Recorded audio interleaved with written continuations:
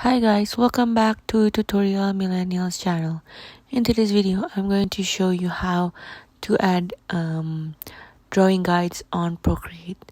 So for example, you're drawing, so I'm going to choose the color first.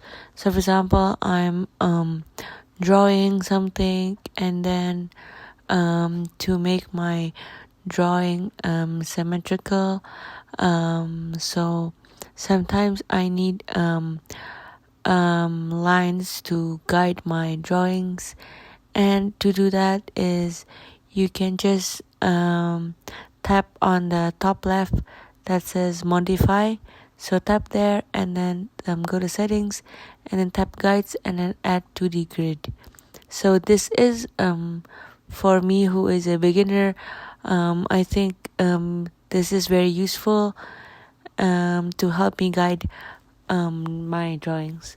So that's it for today. I hope this video is useful, and thank you for watching.